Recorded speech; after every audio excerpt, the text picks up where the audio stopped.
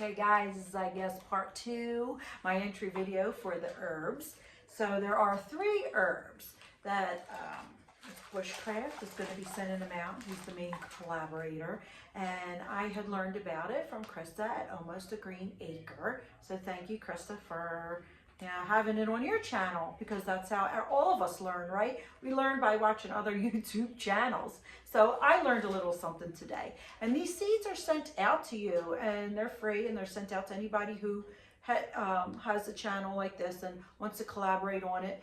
And then, you can show your progress and what you had grown and how you had grown it. So it's oregano, hyssop, and lemon balm. Now, the hyssop I had never heard of. Like, I didn't even know what it was.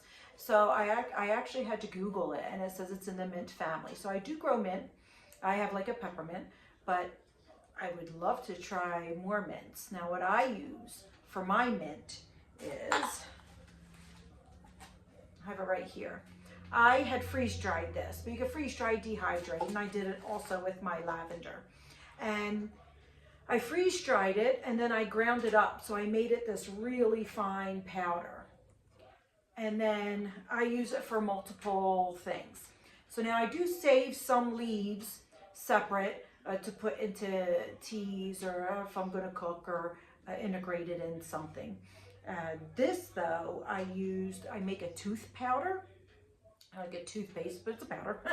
And I put the mint in it because the mint has a very nice, refreshing taste, and of course it's good for you. I also use it in my shampoo and sometimes in my soaps. And then the lavender I use in my soaps. And then anything else that I am making, any kind of creams and things that I want a nice scent to, or if I'm trying to make a nighttime, the little sniffy things that you can smell, you can make something like that with this, and you can use the lavender. And it does, it smells so nice. It smells like lavender. It smells like the lavender in the garden when it's in its bloom. And here we are in December when nothing is in its bloom, and I have lavender and mint. So that's what I do. I make sure I do keep them trimmed, and I do try and propagate as much as I can. I don't know if you could see behind me, but my red pot over there, I had a bunch of mint, like I said, outside. So what I did is I have calla lilies that grow in there. There are only certain times. So I filled the pot with the mint, and it does great in the sunroom here. And I have the mint now inside, and when you come in, you get a nice whiff of it, and it's just like a little extra. So I do like to try and propagate and spread it around and do whatever I can with it to make it go. Now, I'm Italian, so oregano is a must. Oregano is in every year for me. Oregano, parsley, basil, all that other kind of good stuff. So my oregano, I have right outside this door here. This is the main door. We use our back door. And right outside here, I have a little L-shaped of almost like a raised bed, it's like a tin. So actually, I think it's like a asphalt bucket or a cement bucket kind of thing. And I put my herbs in there only because I like them right here by the door. Because when I'm cooking, I want to go out and just grab what I need to grab. That's what they're there for. That's what I want them for. I want them for all year round, or all summer cooking, and I just don't want to just preserve them. I want to use them. So I have them right there, but I also do plant some in my garden area as well. Certain things keep away certain pests, and I do also like to have it for, keep coming back each year. Now, what I do, let me show you some of I just opened an oregano, but what I do with mine is I dry it, either through the freeze dryer or the dehydrator. These I had dehydrated, but I just dehydrate them and I put them in my vacuum seal, and it keeps it nice and fresh. All the air is out of it. And then some of these, like the one is from 2 years ago, and some of them, most of these are last year and this year's.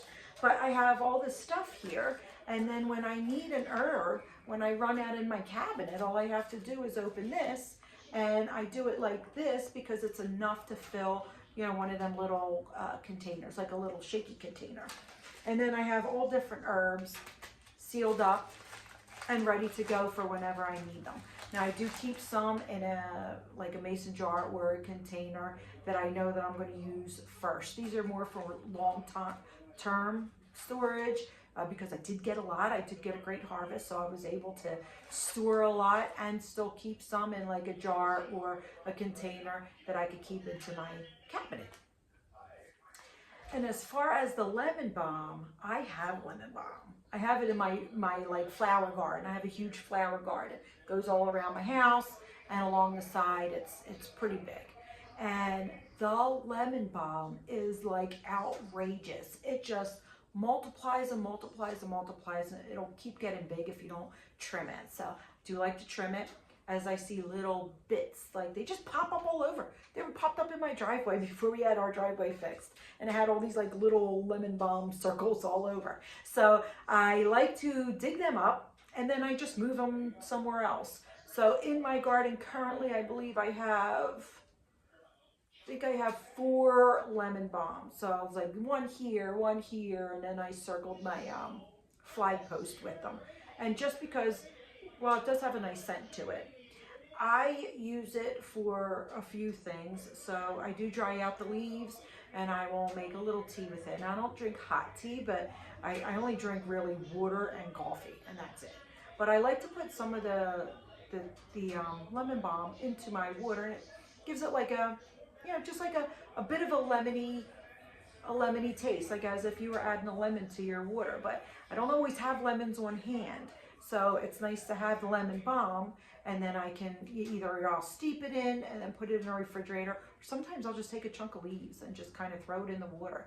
It'll sink to the bottom, and you know, I leave it in that way. I've also cooked with them, heated up some butter, and I put the leaves in the butter like fresh leaves. I guess you could use the dried leaves too, but I usually do it in summertime when I have the fresh leaves. And then you just do chicken, and then you spoon the, you know, the lemon butter over the chicken. So I've cooked with it also. I have dried and powdered it and put it in my tooth powder before. I did not do it this time, but I have done it before, and I have put it in lotions and things like that. And I always have it. Now, we do have another property. We are in New Jersey, Zone 7A. So I'm in South Jersey. I'm by the bay. I have a bit of a sandy soil here. So I also have a property in West Virginia. It's kind of right in the panhandle there. So it's kind of the same growing zone, but the soil there is so much better. Where I'm at used to be an old hay field. Everything grows spectacular there. But I'm just starting with my fruit trees and trying to introduce fruits and veggies and stuff over there to keep there. And because I am going to be going back and forth, and I do not have any lemon balm there. So I think I would like to start a little lemon balm herb garden over in West Virginia as well. And that's where I think I would put the hyssop in and lemon balm. That's where I would mainly want it, and we're going to see how it grows there. And then from there, I will add in herbs as far as, well, I know oregano will come back, so oregano and parsleys and stuff like that. I would make a separate herb garden.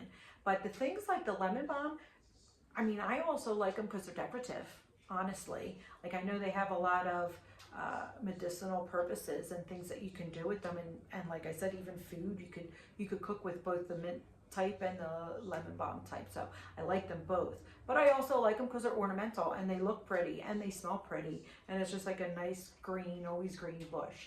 And if you like it though, you'll definitely get a lot of it.